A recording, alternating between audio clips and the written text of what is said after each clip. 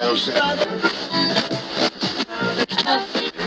and welcome to another episode of Reviews for Adults. My name is Allie, and today we'll be discussing WandaVision. Now, I know everyone and their mothers has already seen it, but I thought I would pitch in my 2 cents as a non-Marvel devotee.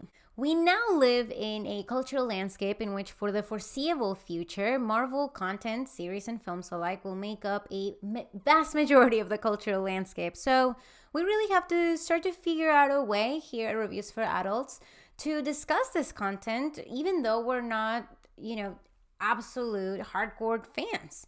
Thankfully, Disney, whether on purpose or not, has made WandaVision infinitely more accessible to those of us who haven't read the comics than any other Marvel film or series to date. This was due to the non-Marvel-like narrative of the first 3 episodes of WandaVision. It was a perfect way in order to sort of go back to the drawing board and catch a broader audience.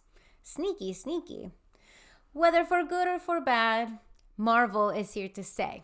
So, let's get into it. As you probably know, the structure of the series was super meta, not only constantly referencing, but setting its storylines within the context of other very well-known popular TV shows and series from other eras. For example, The Dick Van Dyke Show, I Dream of Jeannie, Full House, Malcolm in the Middle, and others. The world of the characters in the series is transformed into versions of these sitcoms. The mystery of the show is not only how is this possible, but it's why and who is behind this transformation of reality. Turns out Wanda's unconscious is responsible for the creation of this world after the death of her partner, Vision, played by Paul Bettany, who was killed twice. Once by Wanda herself in order to prevent the impending apocalypse. The world is always in peril in these stories. And once by the mega villain, the harbinger of the apocalypse, Thanos. Every episode of WandaVision brings us closer to the present and brings Wanda closer to the revelation of why she created this reality, wherein not only is Vision alive, but they are enjoying a mostly happy suburban life with their twin sons. Of course, not all is well, as Vision begins to suspect this world as Wanda's control over it begins to wane. On the outside, a group of well-meaning but ultimately mostly useless characters attempt to understand and penetrate this created world called the Hex, both a reference to its hexagonal shape as well as the spell that created and sustains it.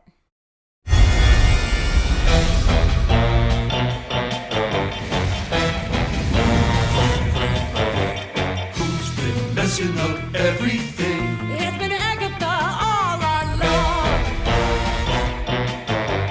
Who's been pulling everything? The greatest antagonist, however, comes in the form of Kathryn Hahn's nosy neighbor / witch extraordinaire, Agnes, whose interest in Wanda is her power, not the fact that she was an Avenger, making her presence, for those of us who have not read the comics, questionable. Ultimately, at least for me, I didn't understand why I should care about Agnes. There was nothing ultimately important about her character except to serve as the revelation as to who Wanda truly is. The Scarlet Witch. I'm not sure if this moment hit home for a lot of MCU fans, but it felt utterly anticlimactic to me. At the end of the season finale, we understand that this means that Wanda is even more powerful than Doctor Strange, which is cool, I guess. But in a universe where gods and sentient indestructible AIs exist, I'm not really sure how to measure her power or place against the backdrop of a litany of equally grandiose or important characters. What I do know is that it appears that Wanda will no longer be a secondary character and that she will be joining the A-listers of the MCU, which means that we're going to get to see a lot more of Elizabeth Olsen, who has done a superb job with her character. In fact, I'm very glad that Disney and the MCU execs were able to give her an emotional arc in this series. It was very well done.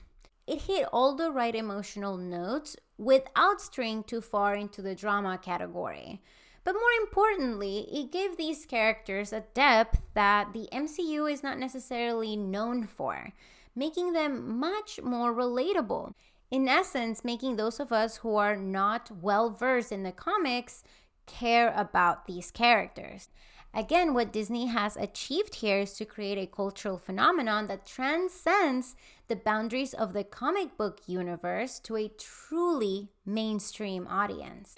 As of the filming of this video, WandaVision has gotten a 91% score on Rotten Tomatoes, and for once, I'm not incensed by this. I think it's deserved. Even though WandaVision didn't answer all of its questions, it led fans on wild goose chases, to be honest, and in some areas even shortchanged its audience. But for the most part, the level of care and craftsmanship that went into the creation of WandaVision in order to give fans and non-fans alike a great spectacle is fully on display. And I truly appreciate that.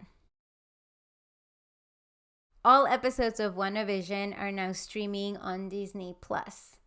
Thank you so much for watching this episode of Reviews for Adults. My name is Ali. We'll catch you next time.